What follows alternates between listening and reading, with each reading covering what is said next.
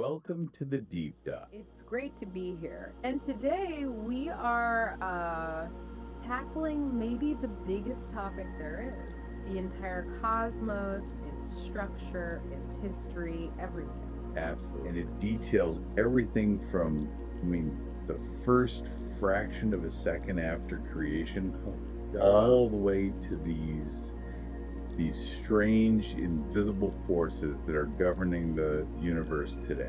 So our mission is pretty clear. We're going on a deep dive into the biggest theory of all, the Big Bang model. We want to understand its foundations, the evidence for it, and, the really profound unsolved puzzles. Puzzles like the dark side of the universe and this ongoing crisis that astronomers are calling the Hubble tension. Exactly. We want to give you that quick but really thorough knowledge, structured so you can grasp the key ideas and some surprising facts without, feeling totally overwhelmed. We're basically journeying from the very beginning of time and space to the scale of superclusters of galaxies. Okay, so let's start with the idea that completely redefined everything. The realization that the cosmos isn't static, it's expanding. Right. And this wasn't just a single eureka moment. It was more of a two-pronged attack, It came from both mathematics and from observation. And the theory came first. The theory came first. The groundwork was laid largely by a Russian physicist, Alexander Friedman. This was back in 1922. And he was working with Einstein's new theory. He was working with Einstein's general theory of relativity. And what he did was he derived a set of equations. We call them the Friedman equations now. And they showed that the universe must be either expanding or contracting.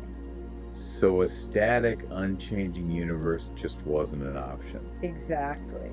The equations showed that a static universe, which was the idea most people favored at the time, including Einstein himself actually, was mathematically unstable. It was like balancing a pencil on its point.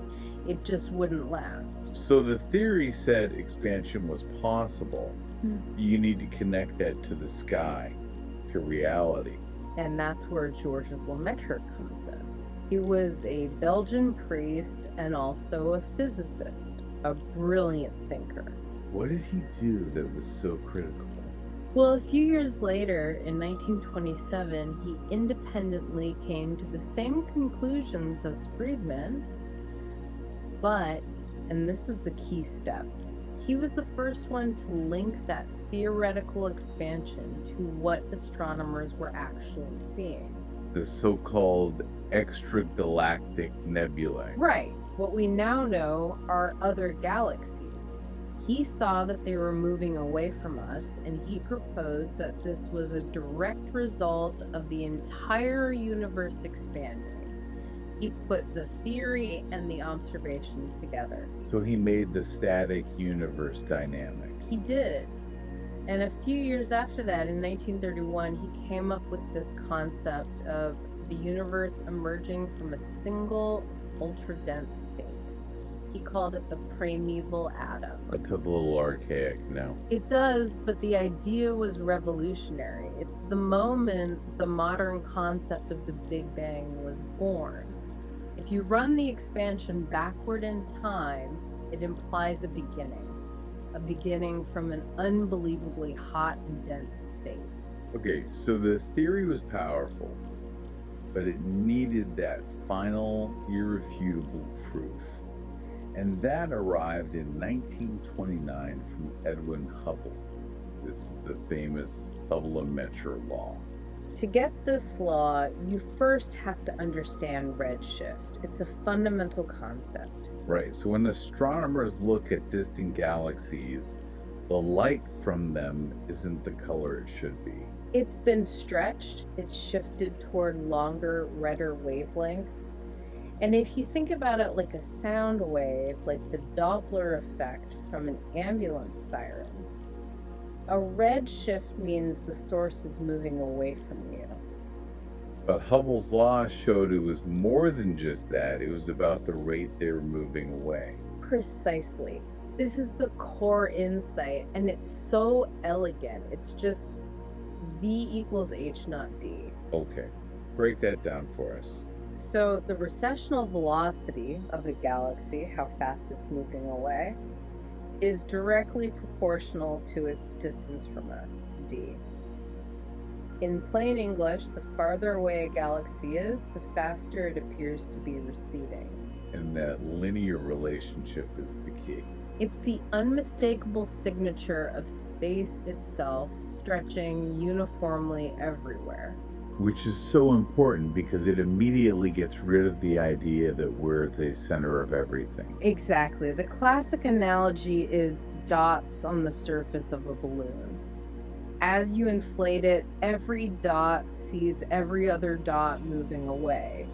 And crucially, from any one dot, the farthest dots seem to be moving away the fastest. Even though the balloon surface is stretching at the same rate everywhere. Right. Now, the analogy has limits, of course. The universe isn't expanding into some other space, it is all of space. But the core idea holds. I saw a note in the sources about Vesto Slipher.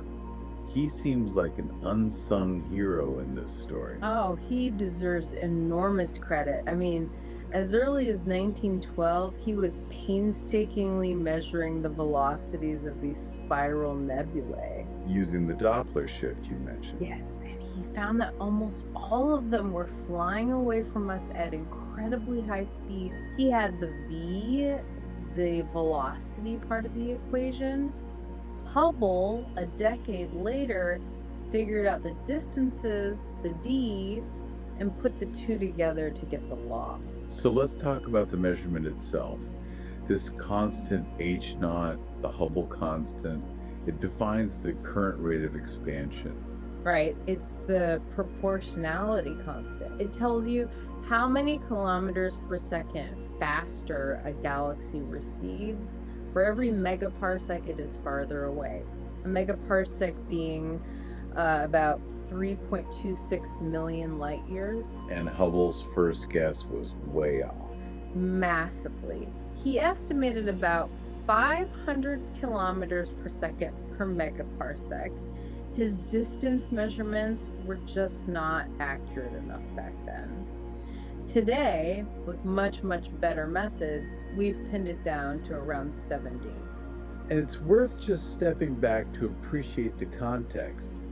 Before all this, the big debate was whether our Milky Way was the entire universe.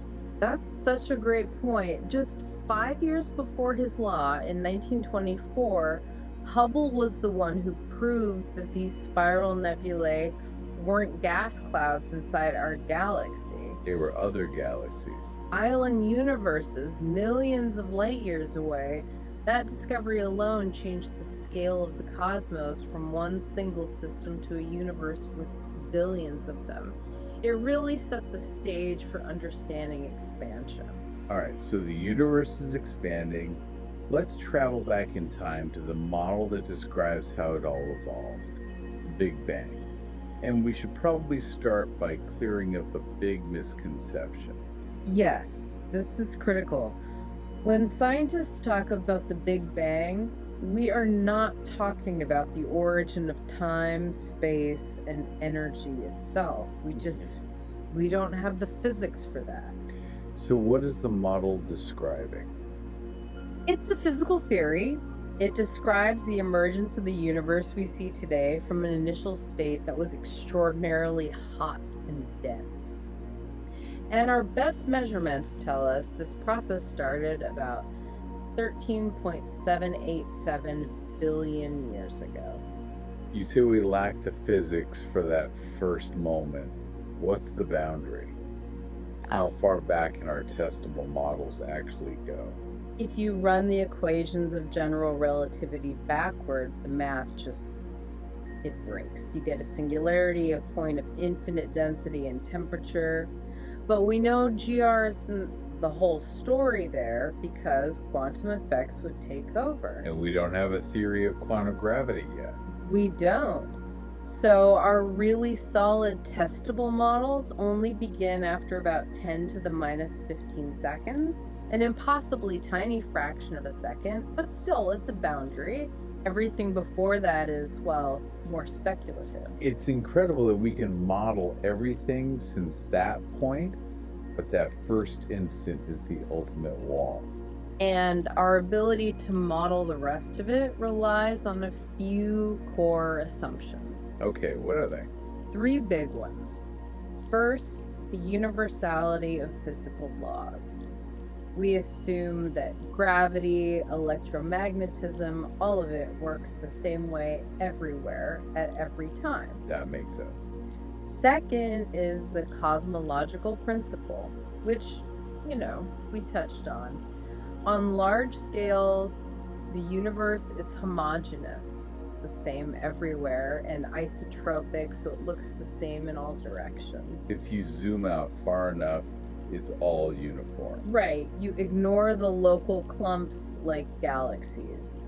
And third, for the math, we treat all the matter and energy as a kind of perfect fluid, which just means we ignore things like viscosity to simplify the calculations. Okay, so with those assumptions, we can model the early moments. But the basic model had a big problem, which led to this idea of cosmic inflation. What was the problem? There are a couple of big ones, but they were both about uniformity. They're called the horizon problem and the flatness problem. Let's take the horizon problem. Okay. When we look at the oldest light in the universe, the cosmic microwave background, or CMB, we see that points on opposite sides of the sky are at the exact same temperature, to an incredible degree of precision. Why is that a problem? Because they were so far apart, nearly 28 billion light years apart in today's universe, that there hasn't been enough time since the Big Bang for light or any information to travel between them to even out their temperatures. They shouldn't know about each other. They have no reason to be in thermal equilibrium, yet they are. And how does inflation solve this?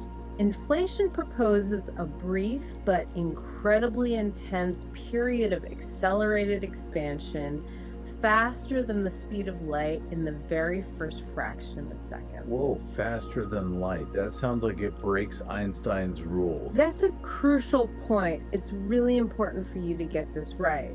Einstein's special relativity says that nothing can travel through space faster than light, but general relativity places no speed limit on how fast space itself can stretch. During inflation, the space between points expanded superluminally, but nothing was moving through that space faster than c. It's the fabric of space-time itself that's expanding. I see. So how does that fix the horizon problem? The idea is that before inflation kicked in, the entire observable universe was a tiny, tiny subatomic patch of space-time, small enough that everything was connected and could reach thermal equilibrium.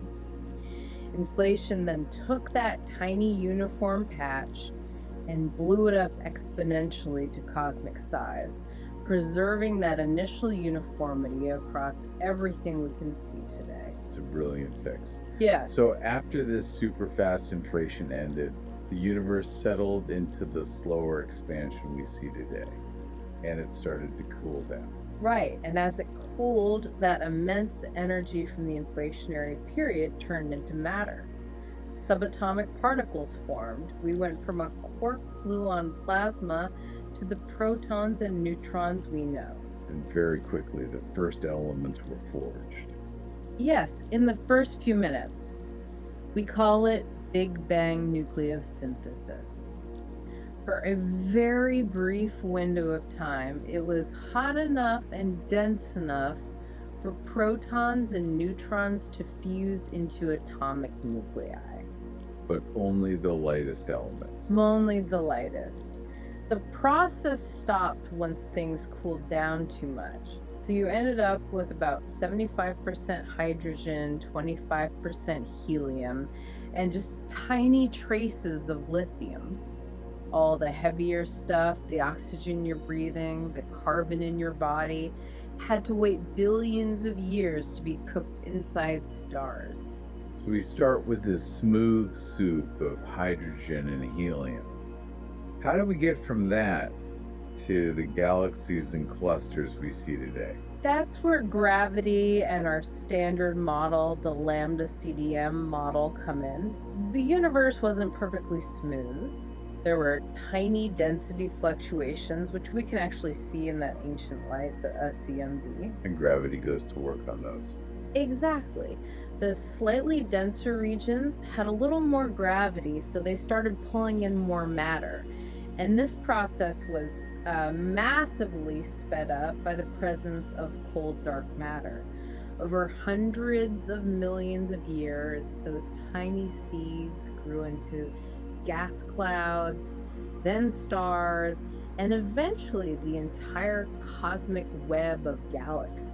Which brings us to the cosmic microwave background, the CMB. You called it the universe's baby picture, and it really is the most compelling piece of evidence for the Big Bang. It absolutely is. And again, the theory came first. In the late 1940s, physicists like George Gamow and his team reasoned that if the universe started in a hot, dense state, then the radiation, the heat from that fire, must still be around today. But it would be very, very cold. And very stretched out by the expansion of space. They calculated that this ancient light would have been redshifted all the way down into the microwave part of the spectrum. They predicted its temperature should be around 5 Kelvin, so 5 degrees above absolute zero. An amazing prediction. And the discovery itself in the mid-60s is just a fantastic story of scientific accident. It really is. You have Arno Penzias and Robert Woodrow Wilson at Bell Labs. They're trying to use this big, sensitive horn antenna for satellite communications, but they keep picking up this persistent, annoying hiss. A background noise. A noise that came from every direction, day or night, no matter where they pointed the antenna. They tried everything to get rid of it. They checked all the electronics. They famously climbed into the antenna to clean out what they called white dielectric material. Pigeon droppings. But the hiss remained. It was only after they ruled out every possible earthly source that they realized it had to be cosmic. And its temperature was about 3 Kelvin. Which was incredibly close to the prediction. Incredibly close. It was the smoking gun for the Big Bang model. It effectively killed the main competitor theory at the time, the steady state model. And they won the Nobel Prize for essentially finding noise. So this CMB light isn't just coming from everywhere, it's coming from a very specific moment in time, the recombination epoch. Yes, exactly. So before this moment, which was about 372,000 years after the Big Bang, the universe was too hot. It was a dense plasma. Electrons and protons were just flying around freely. And what did that plasma do to light? It scattered it constantly. Think of trying to see through a really dense fog. You can't. The early universe was opaque. Photons couldn't travel more than a few inches without bumping into a charged particle. But then it cooled down. It cooled to about 3,000 Kelvin.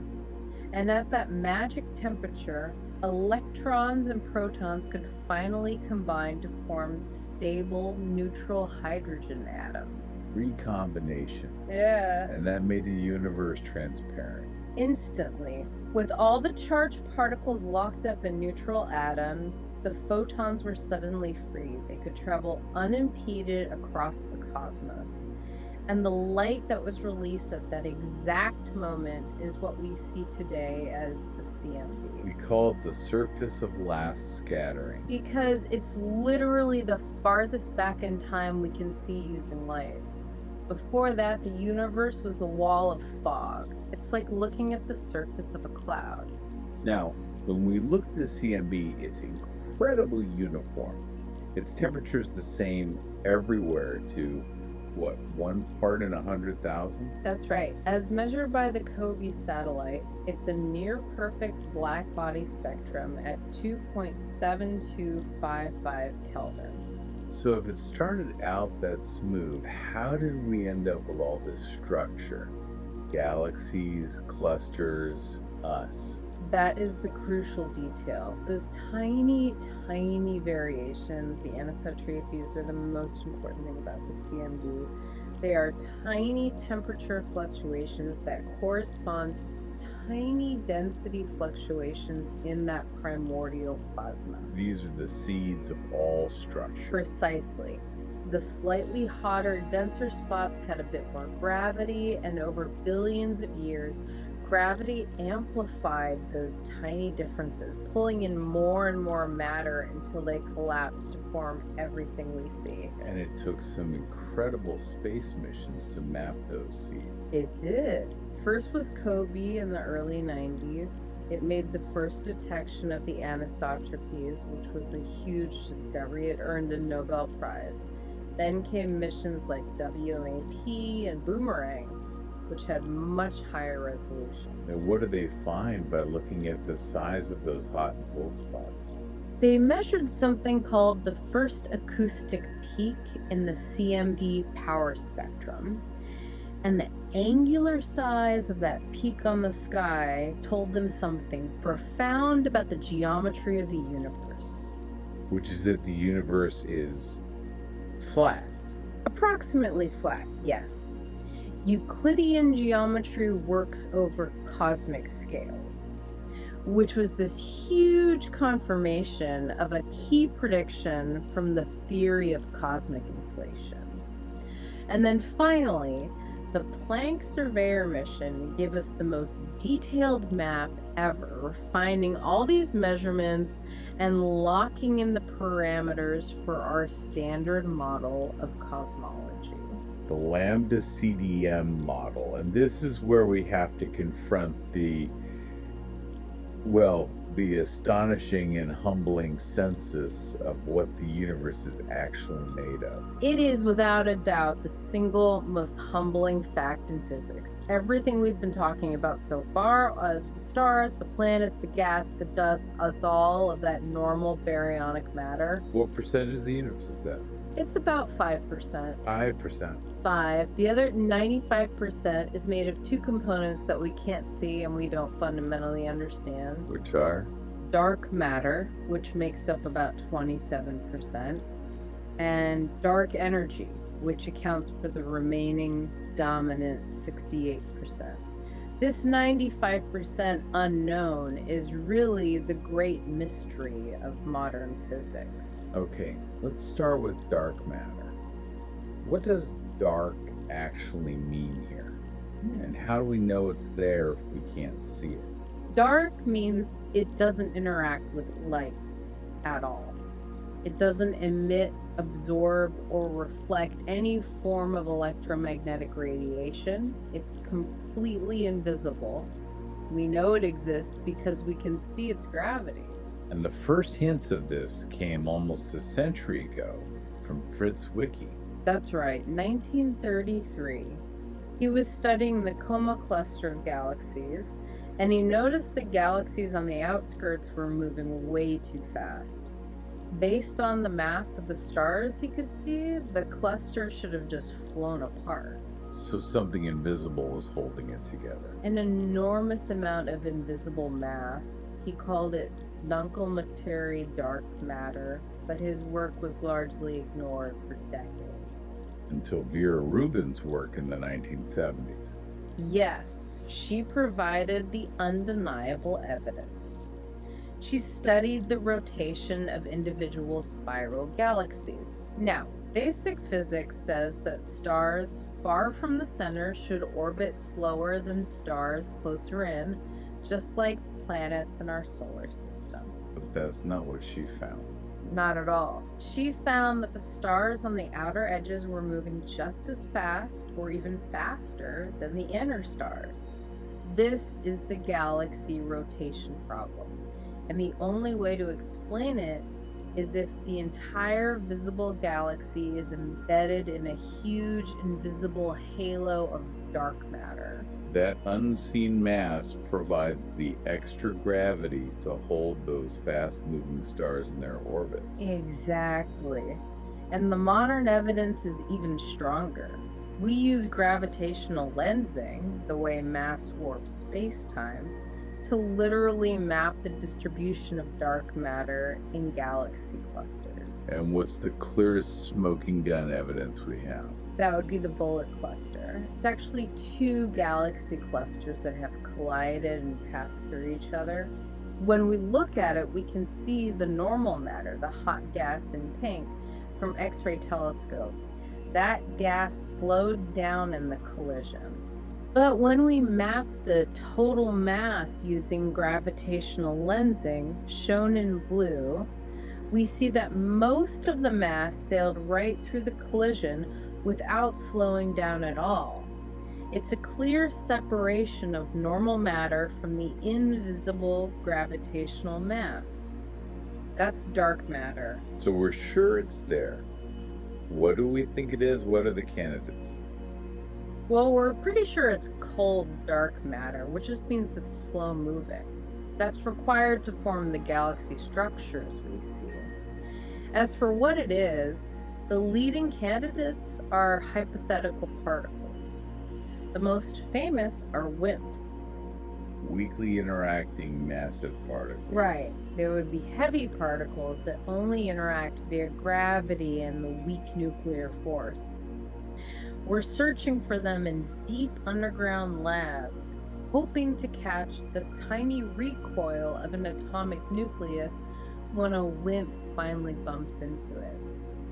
It's an incredibly difficult experiment. Like trying to hear a pin drop in a hurricane? And what's the other main candidate? The axion. Axions are another hypothetical particle, but they're extremely light. They were invented to solve a totally different problem in particle physics, but it turns out they would also have the right properties to be dark matter. Experiments are looking for them by trying to convert them into microwave photons inside incredibly strong magnetic fields. So if dark matter is the cosmic glue, dark energy is the opposite. It's pushing everything apart. It's the ultimate anti-gravity, yes. It has this bizarre property of negative pressure, which causes the expansion of the universe not just to continue, but to accelerate. And it makes up 68% of everything. The discovery of this in 1998 was a complete shock. A total shock. Everyone assumed that gravity would be slowing the expansion down over time. But two independent teams were using Type Ia supernovae. These are exploding stars that all have the same intrinsic brightness, like standard candles for measuring cosmic distance. Exactly. And they found that the really distant supernovae were dimmer than they should have been, which meant they were farther away than their redshift suggested. The only way that could happen is if the expansion of space itself had sped up in the last few billion years. And that discovery won the Nobel Prize. But we still have no idea what dark energy is. Not a clue. The simplest idea is that it's the cosmological constant, which is basically an energy inherent to the vacuum of space itself. As space expands, you get more space and thus more of this vacuum energy, which pushes things apart even faster. This is the idea Einstein first proposed and then calls his biggest blunder. It is. He put it in to keep the universe static, but now it's back to explain acceleration. The problem is when our best theories of quantum physics try to calculate how much energy the vacuum should have, the number is catastrophically wrong. This is the cosmological constant problem. It's the worst prediction in the history of physics.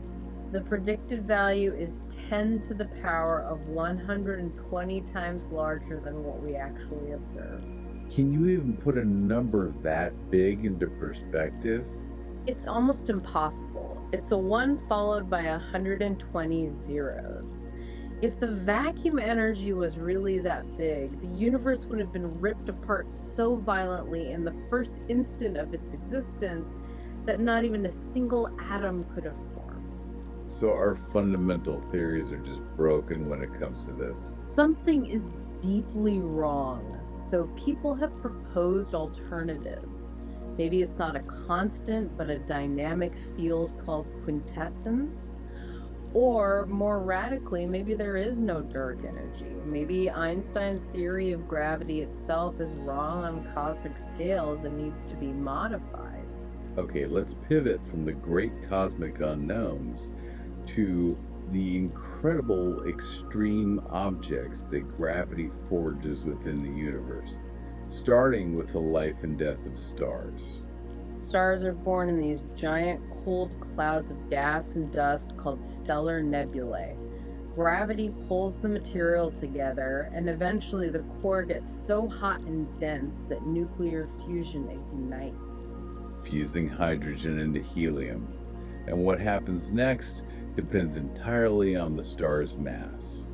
For an average sun-like star, it burns through its hydrogen for billions of years. When the core fuel runs out, the core contracts, the outer layers swell up, then it becomes a red giant. Eventually, it gently puffs away its outer atmosphere into a beautiful structure called a planetary nebula, Leaving behind the dead core. a super dense Earth-sized remnant called a white dwarf, which just slowly cools down for trillions of years. Of the massive stars, they go out with a bang. A very big bang. Stars more than about 8 times the mass of the sun burn much hotter and faster. They're able to fuse heavier and heavier elements in their cores, carbon, oxygen, all the way up to iron. And iron is the end of the line. Iron is the ash. Fusing iron doesn't release energy, it consumes it. So the star's energy source just shuts off instantly. Gravity wins, and the core collapses catastrophically. And that triggers a supernova. The core collapse rebounds, sending a shock wave out that blows the star apart in a supernova explosion. And this is how all the heavy elements get scattered across the galaxy. The carbon in our bodies, the iron in our blood, the gold in our jewelry. It was all forged in a massive star and flung into space by a supernova. And what's left behind? Either a neutron star, or for the most massive stars, a black hole. Let's talk about neutron stars. These are the densest things we can directly see. Their density is just mind-bending. You're squeezing up to 2 times the mass of our sun into a sphere that's maybe the size of a city like Manhattan. A single teaspoon of neutron star material would weigh billions of tons. And some of them spin incredibly fast and have insane magnetic fields. Yes, when they spin, and if their magnetic poles are misaligned with their rotation axis, they can act like cosmic lighthouses. They shoot out beams of radiation that sweep across space. If one of those beams happens to sweep past Earth, we see a regular pulse. We call them pulsars. And they are incredibly precise clocks. More accurate than atomic clocks over long time scales.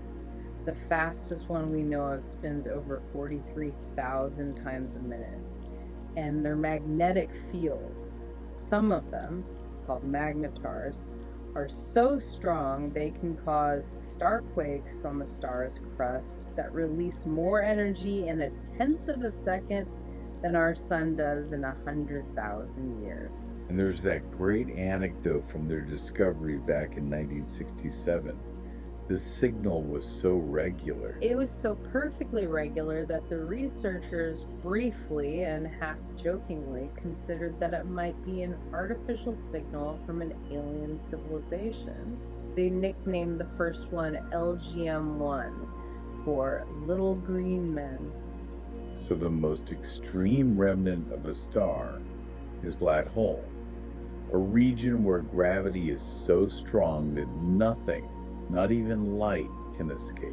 Black holes are a direct prediction of Einstein's general relativity, which again isn't a theory of gravity as a force, but as a curvature of space-time itself. The famous summary from John Wheeler is, space-time tells matter how to move, matter tells space-time how to curve. And we know that supermassive black holes, millions or billions of times the mass of the sun, are at the center of pretty much every big galaxy. Yes, including our own Milky Way. We have one called Sagittarius A star. We've proven it's there by watching stars orbit it. There's one star, S2, that whiffs around the galactic center at incredible speeds. Its orbit proves there's a mass of 4 million suns packed into a region smaller than our solar system. Only a black hole fits that description. Now, general relativity also predicted that when massive objects accelerate, they should create ripples in space-time itself, gravitational waves. For a long time, we only had indirect evidence. There's a binary pulsar system where we watch two neutron stars spiral in toward each other, and they were losing energy at exactly the rate GR predicted they would by emitting gravitational waves. But the direct detection in 2016 changed everything. It was a monumental achievement. The LIGO Observatory detected the gravitational waves from two black holes merging over 1 billion light years away. It was the first time we'd ever heard the universe instead of just seeing it. And it launched this new era of multi-messenger astronomy. Yes. The most exciting example was in 2017. LIGO and its European counterpart Virgo detected the waves from two neutron stars merging. And at the same time, telescopes all over the world saw the flash of light from the explosion called a kilonova. So you have the gravitational signal and the light signal from the same event. Exactly. And by combining the two, we could confirm our theories of nucleosynthesis. We proved conclusively that these neutron star mergers are where most of the heaviest elements in the universe, like gold and platinum, are created. It's an incredible story of cosmic creation. So let's zoom out from these individual objects to the grand structures they form, galaxies. We estimate there are somewhere between 200 billion and maybe even 2 trillion galaxies in the observable universe. They started to form as normal matter fell into the gravitational wells created by those big halos of dark matter. And we classify them based on their shape using the Hubble sequence. You have spiral galaxies. Like our Milky Way and Andromeda. They have those beautiful winding arms with lots of young blue stars and gas, and a central bulge of older stars. And most of them, including ours, actually have a bar-shaped structure of stars at the center. Then you have the big old elliptical galaxies.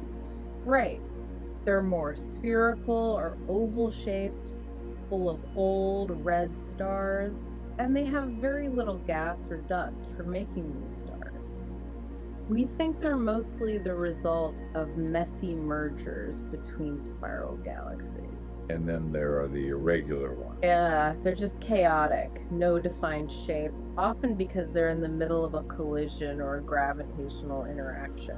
And on the very largest scales, gravity pulls these galaxies together into clusters and superclusters, fighting against the overall expansion of the universe. It does. And in those clusters, the dominance of dark matter is just overwhelming. It makes up 70 to 80% of the mass. The visible galaxies are just the sprinkles on a huge invisible cape.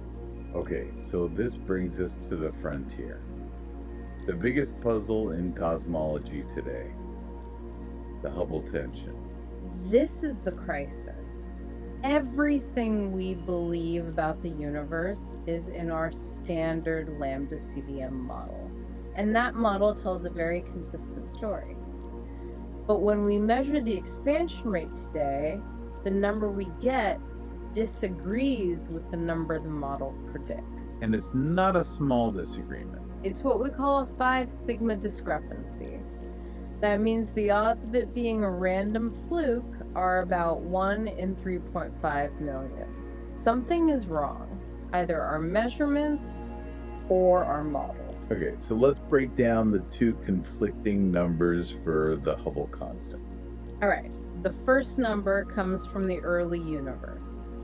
We take the incredibly detailed map of the cosmic microwave background from the Planck satellite, feed that data into our lambda CDM model, and run the simulation forward 13.8 billion years.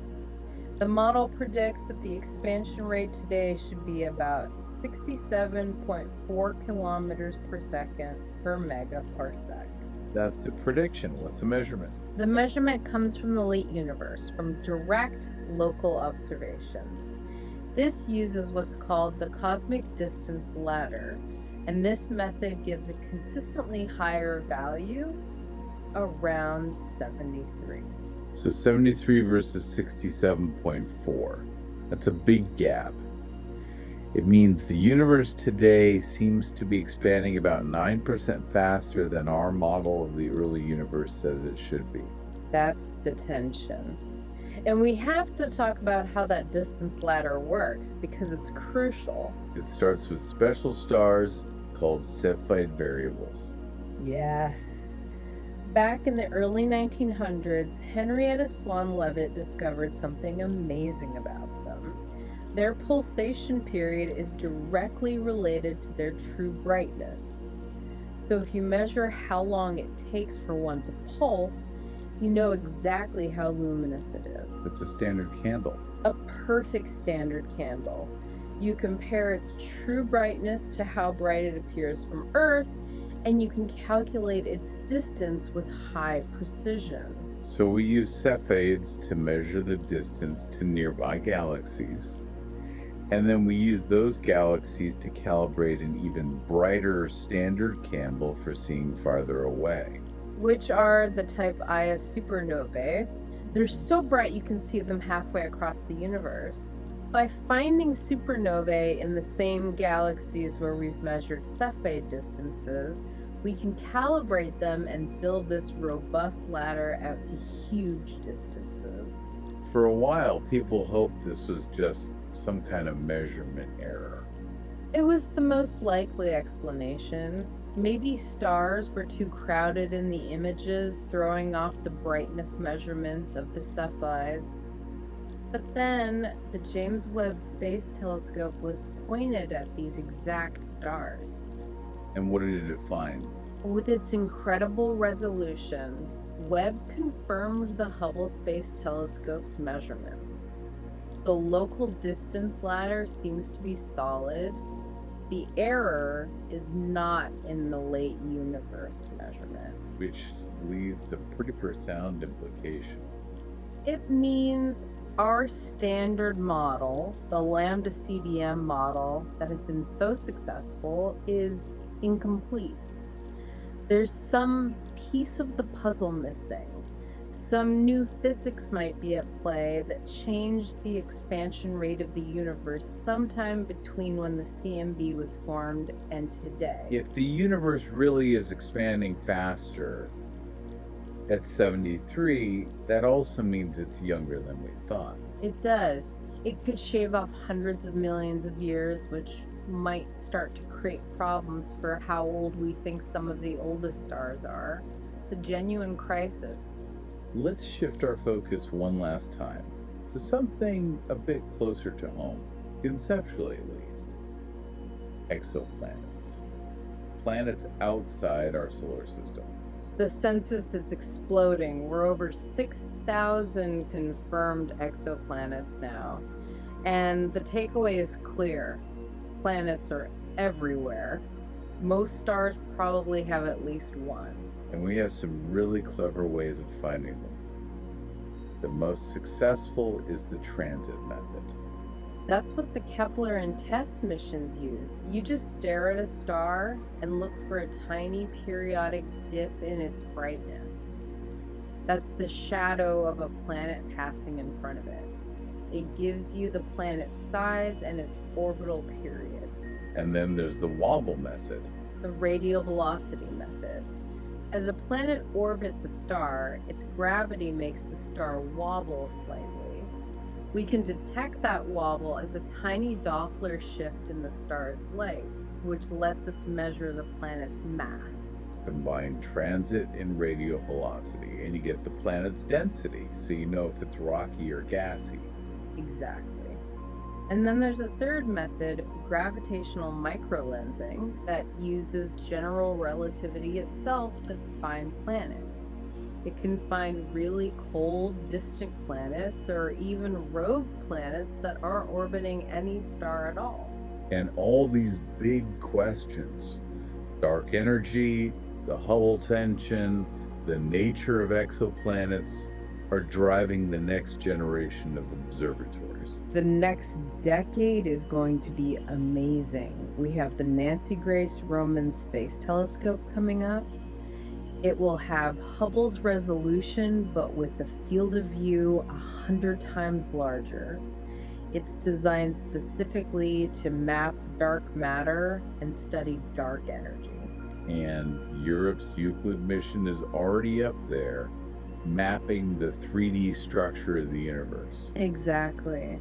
And on the ground, the Vera C. Rubin Observatory in Chile is about to start its survey of the entire Holborn sky every few nights. The amount of data will be just staggering. And the gravitational wave detectors are getting bigger and more sensitive, hoping to one day even detect the primordial gravitational waves from inflation itself. So, we've completed our deep dive. We've gone from the very first ideas about an expanding universe to the bleeding edge of cosmology. We've seen these incredible triumphs like mapping the CMB, but also this profound shock that 95% of the cosmos is a complete mystery. We really are at a fascinating point. We have these two incredibly successful theories. General relativity for the very large and the standard model for the very small, but neither of them can explain dark matter or dark energy, and they can't be reconciled with each other. And this Hubble tension feels like the biggest crack in the foundation we've seen in a long time. We assume the laws of physics are the same everywhere and at all times, but this tension hints that maybe they're not, that something about the universe has changed. And that leads to a really provocative thought for you, our listener, to take away. If the universe's expansion is truly accelerating faster today than our model of the early universe predicted, it implies some new physics came into play between then and now. So the question is, what is that new physics? And does its nature, perhaps a change in dark energy over time, hint at the ultimate fate of the cosmos? Could it be pushing us toward a big rip? where the expansion eventually becomes so strong it tears apart galaxies, stars, and even atoms themselves. Very edge. We are facing the fact that 95% of reality remains entirely invisible to us. And this deep dive is so crucial right now because we're examining the two defining characteristics of the modern cosmos.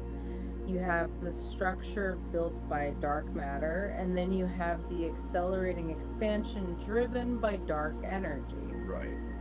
And to do this, we're synthesizing data from instruments like Planck, WMAP, and of course the James Webb Space Telescope. They're giving us this unprecedented precision, but also highlighting massive internal contradictions in our best theories. So we use the Big Bang Theory as the bedrock for all of this. I mean, it successfully describes the universe expanding from an initial state of, well, high density and temperature, about 13.787 billion years ago. And the precision is just staggering. A measurement precision of just 20 million years. That's just an astonishing achievement for a model describing, well, everything. That precision, though, it's built entirely on the modern cosmological model, which we call lambda CDM or ACDM. Okay, let's break that down. Well, the CDM stands for cold dark matter, and the lambda, that's the Greek letter, is Einstein's cosmological constant, which represents dark energy. This whole model works because it rests on two massive assumptions. The first being the universality of physical laws. Exactly. That gravity behaves the same way everywhere. And the second is the cosmological principle. And the cosmological principle is fundamental to simplifying all the math, right? Absolutely. It dictates that the universe, when you average it out over vast scales, is homogeneous and isotropic. Meaning it looks the same in all directions no matter where you are. Precisely. That assumption allows us to use general relativity to model the entire cosmos using what are called the Friedmann equations. So to unpack this for you, the listener, the Friedmann equations are basically the mathematical tools that relate the content of the universe, so the density of matter, energy, and pressure, to its geometry and how quickly that geometry is changing. Yes. It's the critical link between the theory of gravity and the observable expansion of the universe. That's a perfect way to put it. The equations allow us to extrapolate backward, predicting that ultra-dense primordial universe.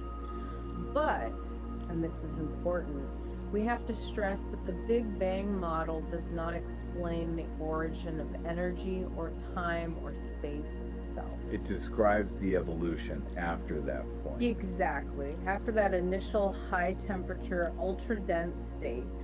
And our laws of physics, they bore down right at the initial singularity. We know the universe quickly expanded, it cooled, it created the structures we see today. But the fundamental challenge is that 95% of the ingredients we need to make the lambda CDM math work are completely unknown. If we take an inventory of everything out there, it's truly humbling. The matter we see, the stars, planets, the dust and gas clouds, even our observatories. It's a tiny fraction of the cosmic whole. The footnote. The cosmic inventory is perhaps the most shocking realization of the last few decades. The SCDM model confirms that the universe is just overwhelmingly dominated by invisible components. Let's nail those percentages down again, because they really are the foundation of this entire discussion. So only 5% of the total mass energy density of the universe is normal for, as we call it, baryonic matter. So that's everything made of protons and neutrons. Me, you, this table. Everything you've ever seen or touched, yes. The remaining 95% is split into two utterly mysterious components. About 27% is dark matter, which is the gravitational glue, and 68% is dark energy, which is the repulsive push. 68%. Yeah. It's the dominant thing in the universe, and we have almost no idea what it is. Okay, let's start with that gravitational glue. Dark matter, the 27%. This is the stuff holding galaxies and clusters together against the speed that's trying to tear them apart. What was the first concrete clue that astronomers were missing something huge? Well, the hunt for dark matter dates back almost a century to the early 1930s with Fritz Zwicky, a Swiss-born astronomer. Right, Zwicky.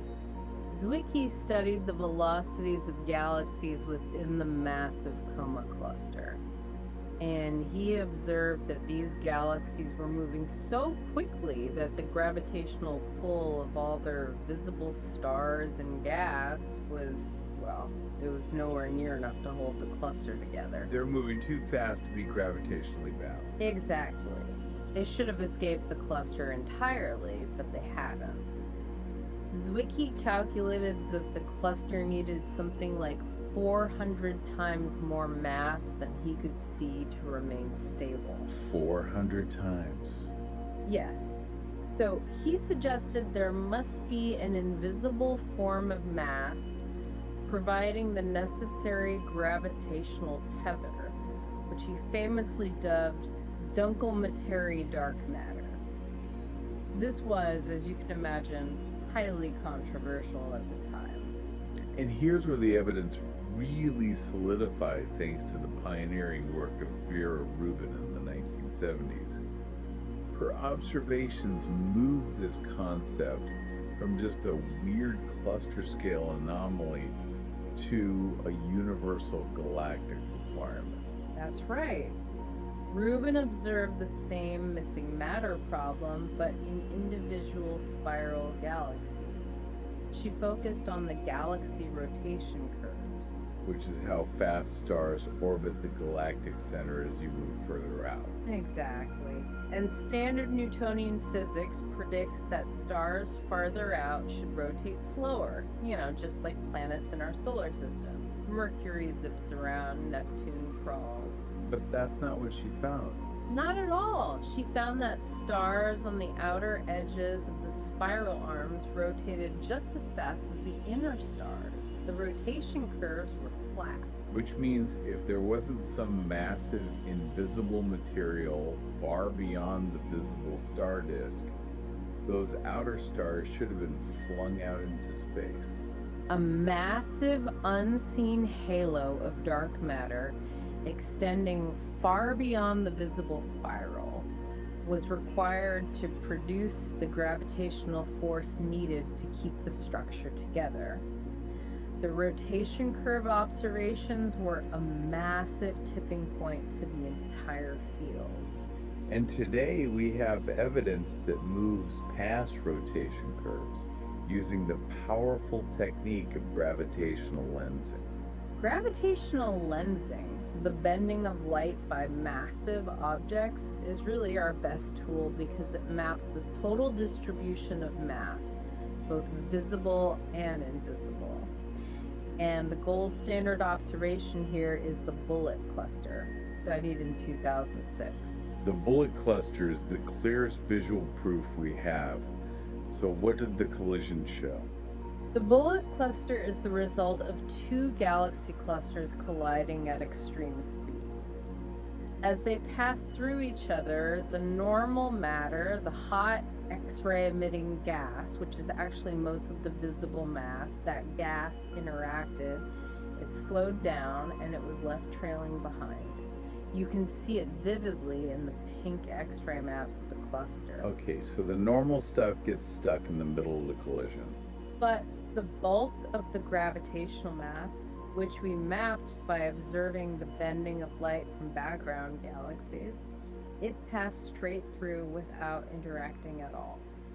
And that non-interacting mass is shown in blue in that famous composite image. Correct. The blue areas show where most of the mass is, and they are spatially separated from the pink normal matter. This is just definitive proof that the gravitational mass is distributed differently from the baryonic mass, demonstrating the existence of a non-interacting, collisionless dark matter. So we know it exists, we know it has mass, and we know it doesn't interact with light or electromagnetic forces. But we still don't know what it is, which brings us to all these hypothetical candidates trying to fill this 27% slot. Cosmological simulations are very clear on one thing. Dark matter must be cold, meaning it's composed of slow-moving particles. If it were fast-moving or hot, the structure of the universe, this filamentary web of galaxies we see, would have been smeared out. Structures wouldn't have been able to clump together. Exactly. They wouldn't have been able to condense early enough to form the galaxies we observe. And the leading particle candidates for this cool dark matter are WIMPs. WIMPs, or weakly interacting massive particles. The hypothesis is that they are big, heavy, and slow-moving. Crucially, they interact only via gravity and possibly the weak nuclear force. This explains their weakly interacting nature, allowing them to pass through normal matter almost entirely unnoticed. How do you even attempt to detect something that just refuses to interact with anything? Well, there are two main approaches. Direct detection involves using massive shielded underground detectors, hoping a WIMP will occasionally, just by pure chance, bump into an atomic nucleus. A needle in a haystack. A cosmic needle in a terrestrial haystack, yes. The second approach is indirect detection. If WIMPs are their own antiparticles, pairs of them might mutually annihilate in dense regions, like the center of a galaxy, producing detectable energy like high-energy gamma rays. And telescopes like Fermi have been looking for those signals. They've searched exhaustively for these gamma ray signatures, but so far with no definitive success. Then we have the candidates at the absolute opposite end of the mass spectrum, axions. Axions are hypothetical, incredibly low mass, low energy subatomic particles. They were initially proposed back in the 1970s to solve a very specific, very deep physics problem known as the strong CP problem. Let's contextualize the strong CP problem. Why does it matter to cosmology? It relates to whether the strong nuclear force should violate something called charge parity or CP symmetry. If it did, it would create certain observable effects in neutrons that we simply do not see. The axion was proposed as a solution to elegantly restore the symmetry. And now they might also be dark matter. Now, physicists are investigating whether these incredibly light particles, if they're abundant enough, could collectively account for the required mass of cold dark matter. Experiments use powerful magnetic fields to try and coax an axion into transforming into a detectable photon. And finally, a candidate that requires no new exotic particle physics at all, primordial black holes. Primordial black holes. These are black holes hypothesized to have formed not from collapsing stars, but immediately after the Big Bang, possibly in a density fluctuation. They could range dramatically in size, far below stellar mass from atom-sized, with the mass of a mountain, to 100,000 times the mass of the sun. Stephen Hawking proposed they collapsed and spread throughout the universe as dark matter. What's the appeal of this idea? The appeal is that it uses known physics, black holes, and gravity to solve the dark matter problem rather than inventing a new particle. More elegant. In a way, yes. While recent gravitational wave observations have constrained the likelihood of the middle-sized primordial black holes, some models suggest the smaller ones could still be abundant. Studies suggest a primordial black hole could theoretically travel through our solar system once every 10 years or so, a bizarre yet known form of invisible mass. So dark matter is passive. It just provides gravitational attraction scaffolding. Now we move to the true cosmic dominator, dark energy. Making up 68% of the universe's total mass energy density, dark energy is highly active, providing this persistent, pervasive, repulsive force that's driving the accelerated expansion of the universe. This discovery of cosmic acceleration in 1998 was completely unexpected. I mean, for decades, the assumption was that the expansion was slowing down due to gravity, but observations of distant type Ia supernovae proved otherwise. Right, the type Ia supernovae are the cosmic standard candles. Explain why they are so valuable to astronomers. A standard candle is an object whose absolute luminosity, its intrinsic brightness, is known.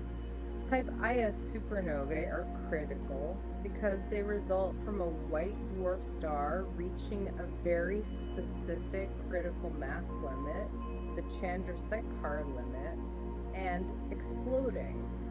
Because the explosion mechanism is so uniform, their peak brightness is incredibly consistent. So if they appear dimmer than expected, they must be farther away than expected for their given recessional velocity.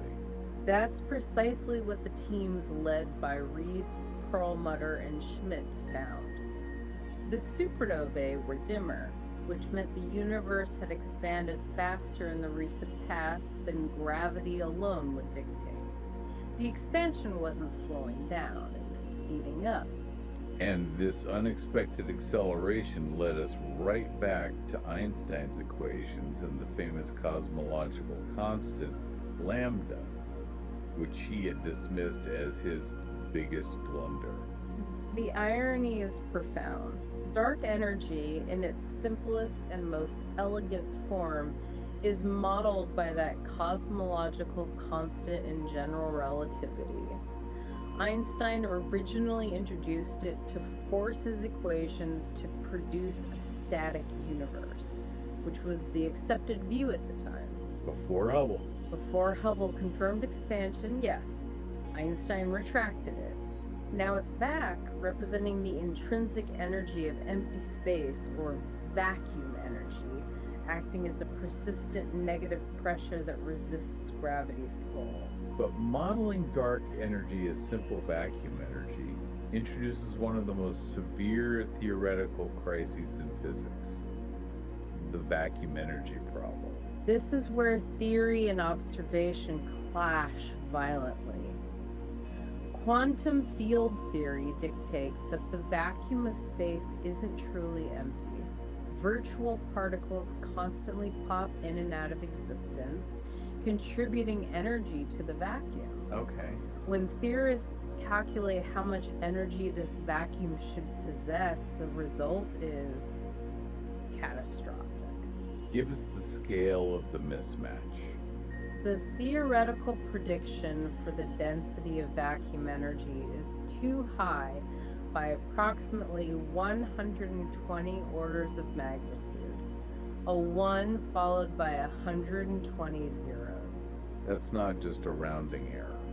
This is the largest discrepancy between theory and experiment in the history of science. If that theoretical energy were real, the universe would have expanded so violently and so quickly after the Big Bang that no stars or galaxies could ever have formed. The tiny, persistent negative pressure we actually observe is utterly inconsistent with these theoretical predictions. So, if the vacuum energy concept is mathematically, well, poisoned by this massive inconsistency, physicists have to look at alternatives for the 68%. What are the primary competing hypotheses? One major alternative is quintessence. This idea posits that dark energy is not a constant fixed vacuum energy, but rather a dynamic energy field or fluid. It's a field that changes over both time and space. Why is a dynamic field appealing? Because if the energy density changes over time, it could have behaved differently in the early universe than it does now. And crucially, a dynamic field like quintessence might be able to smooth out the transition between the early universe, which was governed by matter density, and the current accelerating universe. Which could help with the Hubble tension we're about to get to. It could, potentially. And what if the problem isn't the mysterious ingredient, but the fundamental gravitational recipe itself? That leads to the third major alternative, modified gravity. This suggests that general relativity is simply incomplete when describing gravity on extremely large cosmological scales. The acceleration we observe isn't due to some exotic new energy. It's because gravity itself behaves differently over billions of light years than it does here in the solar system. Does this mean we have to rewrite Einstein? Potentially, yes. Theories like unimodular gravity, an idea Einstein himself briefly explored, modify the equations to allow for cosmic acceleration without invoking a new component like dark energy. The challenge, of course, is that any modified gravity model must still perfectly explain all the successful predictions of GR, like gravitational lensing and the behavior of pulsars. It's a very high bar. This debate over the nature of expansion brings us directly to the current crisis in cosmology, the Hubble tension. We all agree the universe is expanding, but exactly how fast is a source of intense conflict? The Hubble constant, h0, measures the present rate of expansion. It connects a galaxy's recessional velocity to its distance. The Hubble-Lemaître law confirms that the farther an object is, the faster it is moving away from us. Right? This means the universe is expanding uniformly everywhere. And it bears repeating. This is not objects flying through space. It is space itself that's expanding, stretching the light waves and carrying the galaxies along for the ride, like dots painted on a balloon that's being inflated. And the tension arises because we have two highly sophisticated, highly precise methods of measuring h0, and they yield statistically different values. And the precision is so high now that the difference simply cannot be ignored. Let's define the two sides of the conflict very clearly. On one side, we have the late universe, or distance ladder approach. This method builds a chain of reference points starting from the local universe. It uses geometric anchors, like measuring the distance to specific objects in nearby galaxies using high-resolution parallax, and extends outward using Cepheid variable stars. The Cepheid stars, whose period of pulsation is directly related to their absolute luminosity, are essential middle steps in that ladder. That's thanks to Henrietta Swan Leavitt's foundational discovery a century ago. Correct. So once Cepheids calibrate nearby distances, we use them to measure the distances to galaxies hosting the even brighter Type Ia supernovae, which allow us to extend the measurement deep into the Hubble flow. And this team, the S8 theory ES team, consistently gets a value of around 73 kilometers per second per megaparsec. So for every megaparsec, about 3.26 million light years, a galaxy is farther away. It is receding 73 kilometers per second faster. Okay, 73. And the opposing side? The early universe approach. This one bypasses the entire distance ladder. It relies on the physics of the universe shortly after the Big Bang, using observations of the cosmic microwave background, or CMB. The afterglow of the Big Bang. Precisely. Missions like Planck and WMAP accurately measure the tiny temperature fluctuations, the anisotropies in the CMB, which is the light released when the universe was only 380,000 years old. And then they use the standard model, the lambda CDM model, to extrapolate that early expansion rate forward to today. Exactly. And based on that model, the early universe data predicts H naught should be around 67.7 kilometers per second per megaparsec. 67.7 versus 73. This discrepancy is now over 5 sigma tension. It is. What does that 5 sigma tension actually mean? Why should a small numerical difference create a crisis? In physics, 5 sigma is the gold standard threshold for claiming a discovery, or in this case, a massive incompatibility. It means that the chance that these two measurements are simply random fluctuations of the same underlying value is less than 1 in 3.5 million. Wow, so it's a statistical certainty that they're in conflict. It's a statistically certain conflict. If the early universe prediction of 67.7 is right, and the local measurement of 73 is right, then the universe is expanding much faster now than the standard model expects it should be. The implication is massive. Either one method is fundamentally flawed with some hidden systematic error, or the physics between the early universe and the late universe is incomplete. And this is where the James Webb Space Telescope recently intervened. The biggest fear for the distance ladder team was that their measurement was skewed by systematic errors, particularly something called stellar crowding. Explain stellar crowding. When Hubble observed Cepheids in distant, dense galaxies, the light from the target Cepheid star might have been contaminated by the faint light of nearby unresolved stars. So it looks a little bit brighter than it really is. Exactly. And that would lead to an incorrect distance calculation and thus a skewed H naught value.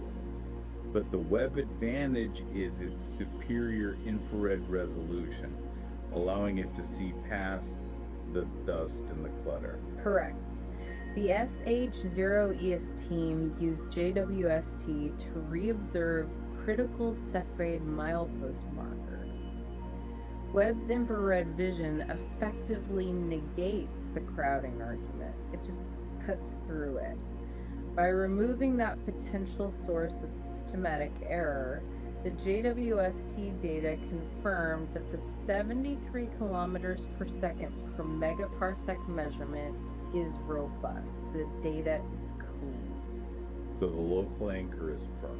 The head of the S80ES team, Adam Rees, put it this way. They eliminated the biggest measurement challenge, confirming that the discrepancy is likely due to the universe itself, not the equipment. So if the 73 value stands, we are genuinely missing a fundamental piece of physics that dramatically accelerated the universe sometime after the CMB formed. That missing ingredient whatever it is, must have affected the expansion rate in that intermediate era. And cosmologists are now desperately trying to find an independent tiebreaker, a completely different way to measure H naught. The first, most exciting new method involves the standard sirens. Standard sirens refer to the cataclysmic mergers of black holes and neutron stars that generate gravitational waves. Unlike light, gravitational waves are completely unaffected by intervening dust or dark energy effects. They provide a direct measure of distance. So if you can see the event with gravitational waves and with a telescope. Exactly. If we detect a gravitational wave event and an electromagnetic counterpart, the light flash, it provides a completely independent, distance-free measurement of H naught. GW170817, the binary neutron star merger, was the first siren. It was a game changer, yes. It gave us a crude, independent H naught value that fell, interestingly, somewhat between the two conflicting numbers. But to break the tension, we need dozens more of these joint detections, and they've been hard to come by. Okay, what else? Second, the dedicated surveys mapping the structure of the cosmos. We need to see how the expansion rate changed over time. NASA's upcoming Nancy Grace Roman Space Telescope is designed specifically to collect data on type Ia supernovae across expansive fields of view, mapping the influence of dark energy over cosmic history. ESA's Euclid mission is doing similar work, aiming to create this massive 3D map of billions of galaxies. To fill in that gap between the early universe and today. Precisely. To map the universe's structure across that intermediate era. And finally, of course, continuing to refine the early universe measurement just in case the 67.7 value is hiding its own systematic error. Right, you have to check both sides. You have to. So new ground-based CMB telescopes in Antarctica and Chile, like ACT and SPT, are working tirelessly. They're checking Planck's data and refining the early universe value of H naught, looking for any minute details that might indicate a small departure from the lambda CDM model assumptions. Okay, so if the lambda CDM model is being challenged on the largest scales by dark energy and the Hubble tension, we must also test Einstein's general relativity on the smallest, densest scales possible. We have to push our understanding of gravity to its absolute limits. That's the beauty of looking at compact objects. GR is the master theory of gravity, summarized so elegantly as space-time tells matter how to move, matter tells space-time how to curve.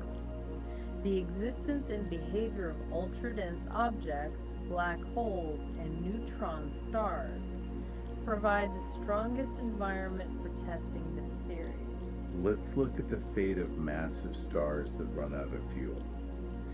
What happens to a star between, say, 7 and 19 times the mass of the sun? The core collapses, and if the star is around 9 to 20 solar masses, that collapse halts at the neutron star stage. Neutron stars are famous for their almost incomprehensible density. They truly are. They pack up to 2 solar masses into a volume only about the size of a city, maybe 20 kilometers in diameter. They contain the densest material we can directly observe, held up only by something called neutron degeneracy pressure. What does that density even mean in real terms? To put it in perspective, a single sugar cube of neutron star material would weigh approximately 1 trillion kilograms on Earth. That's just mind-boggling. And some of these dense remnants spin rapidly, acting as the iconic lighthouses of the cosmos. pulsars? Pulsars are highly magnetic neutron stars that channel beams of electromagnetic radiation from their poles. Because they spin so fast, the fastest known spins 43,000 times every minute. We see these beams as incredibly regular pulses. Like a lighthouse beam sweeping past us. Exactly. And it's an amazing historical footnote that when astronomers first discovered these incredibly regular signals in 1967, they were so shocked by the precise regularity that they joked they had found signals from little green men, classifying the first one as LGM1. Now, if the progenitor star is more massive, over 20 times the mass of the Sun, that core collapse continues past the neutron star stage, forming the ultimate test of GR, a black hole. A black hole is a region where gravity is so intense that the escape velocity exceeds the speed of light. Nothing, not even light, can escape once it crosses the event horizon. And we know that supermassive black holes, or SMBHs, are fundamental to galaxy formation. They reside at the centers of nearly all large galaxies. That's right. Our Milky Way hosts Sagittarius A star at its core, and the evidence for it came from decades of tracking the precise, rapid orbits of nearby stars. The star S2, for instance. S2 is the famous one, yes. It orbits Sagittarius A star in only 16 years. By analyzing its orbit, astronomers confirmed that 4 million solar masses were confined within a space smaller than the diameter of Uranus's orbit. There's nothing else it could be but a supermassive black hole. And these extreme objects, neutron stars and black holes, are the engines that create ripples in space-time, the gravitational waves predicted by GR. Indirect evidence for GWs was strong since 1974, with the binary pulsar PSR 1913 plus 16. They showed the two stars were spiraling in toward each other, losing energy at exactly the rate predicted by GR if that energy loss was due to gravitational wave emission. A perfect match. But the direct observation finally came in 2016 from advanced LIGO. That detection, GW15091T, was generated by the cataclysmic merger of two stellar mass black holes over a billion light years away. It launched the era of multi-messenger astrophysics, which is crucial for testing GR. Because you can combine the gravity data with the light data. Exactly. Combining GW data, which probes the dynamics of strong gravity, with electromagnetic light observations, allows us to study everything about these events. Like the creation of heavy elements, right? Absolutely. The merger of binary neutron stars like GW170817 confirmed our models of nucleosynthesis, showing precisely where heavy elements like gold and platinum are forged in the final fiery moments of the collision. It was this incredible validation of our astrophysical models. And the pace of gravitational wave astronomy is about to accelerate dramatically. It is.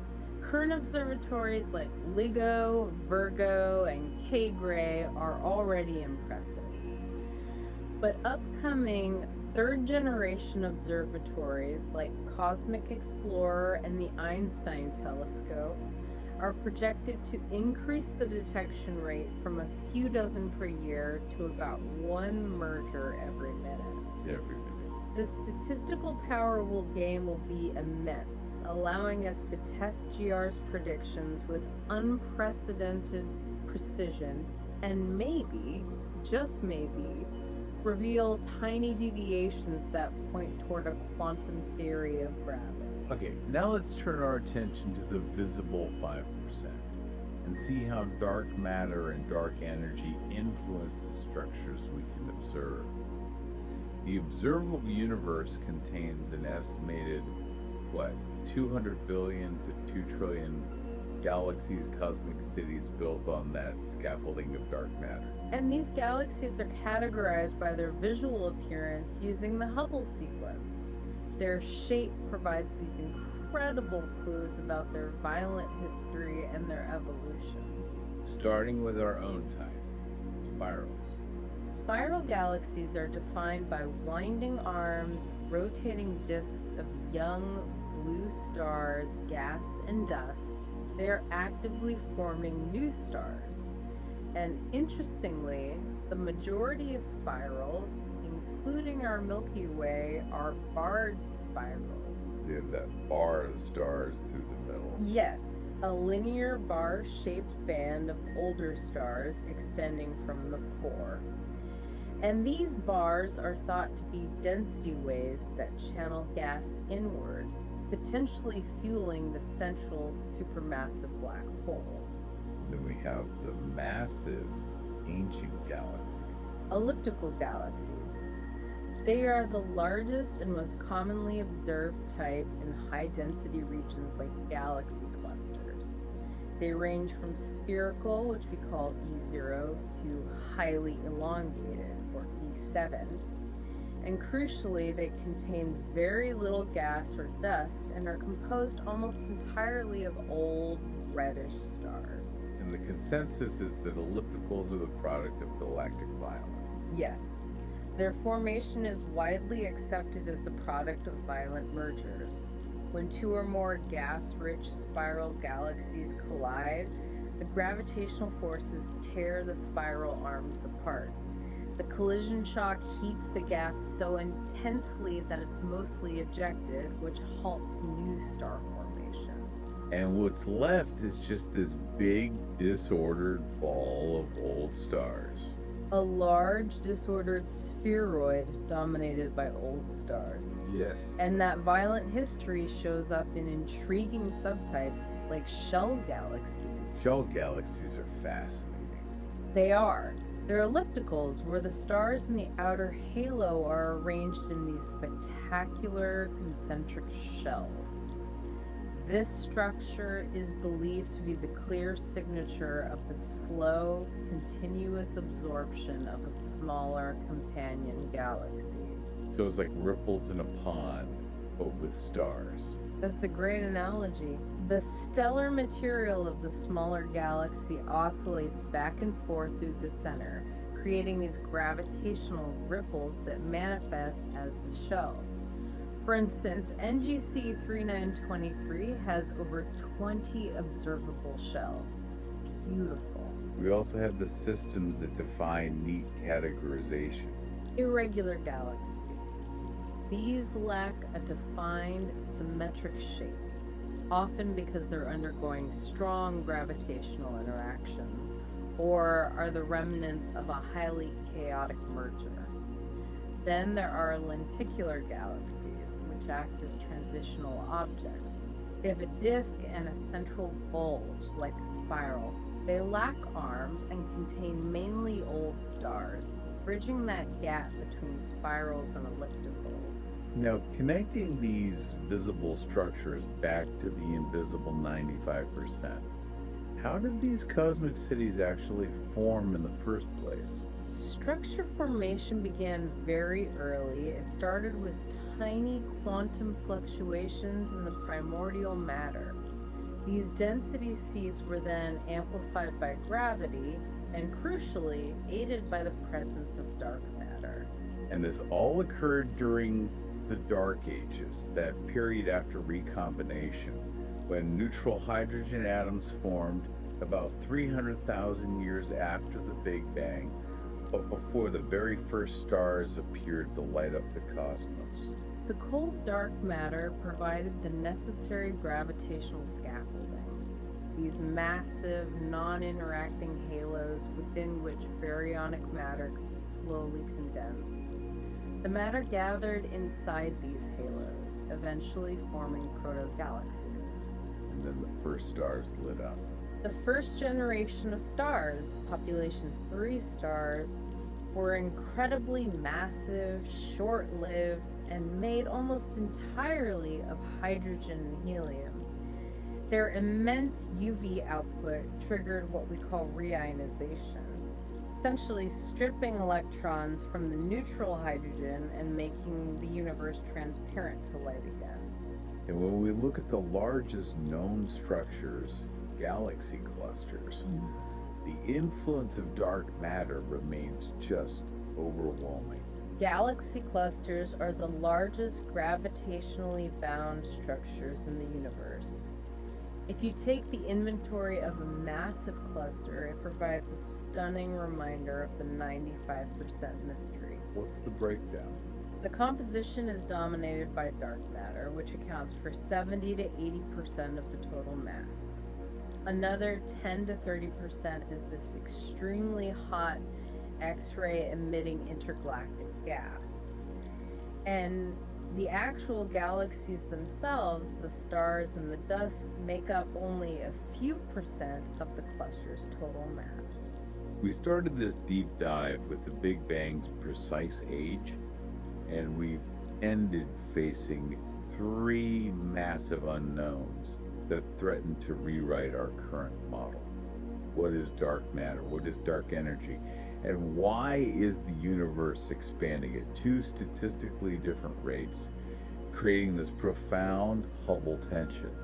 Our ability to measure and characterize the universe has never been higher, thanks to missions like Hubble, Planck, and especially the recent confirmation from Webb. But that increased precision has revealed a fundamental incompatibility between the physics derived from the early universe, the 67.7 prediction, and the physics observed in the present day, the 73 measurement. What stands out to you most about this cosmic inventory, where we understand only 5% of the total content? Is it the invisible matter, the repulsive energy, or the contested expansion rate? I think it's the systemic nature of the challenge. The sheer success of general relativity is remarkable. I mean, it predicted black holes, gravitational waves, necessity of expansion, but it is being pushed to its conceptual limits by the very components it helped us discover. Dark energy demands an answer to the vacuum energy problem, and the need for a unified theory of quantum gravity to describe phenomena inside a black hole remains the great unsolved mystery. And the Hubble tension is the crack in the facade. It is. It's the first major observational fissure in the lambda CDM model that cannot be easily dismissed as just a measurement error. The idea that we are genuinely at a tipping point in physics is stunning. We have definitive proof that the invisible 95% is real, and now we have definitive proof that our model connecting the past to the present is somehow broken. Indeed. We know that gravity is by far the weakest of the four fundamental forces. I mean, it's a tiny force that you overcome effortlessly when you lift a feather. And yet, gravity is what governs the overwhelming majority of the universe's mass. Dark matter provides the scaffolding and drives its ultimate large-scale fate, which is dark energy accelerating everything apart. So, we are left to ponder. Could the Hubble tension be the first signal that gravity's relationship with the invisible 95% is fundamentally different than we assume? Since JWST has affirmed the local measurement, the necessary missing physics must exist between the early universe and today. That seems to be where the evidence is pointing. Does this discrepancy, now locked at 5 sigma, require a complete quantum rewrite of how gravity interacts with the cosmos? Perhaps a new theory of gravity that only activates on cosmological scales, offering a way to smooth out the expansion rate and finally close the gap between 67.7 at 73. That remains the most exciting mystery the next generation of deep dives will explore.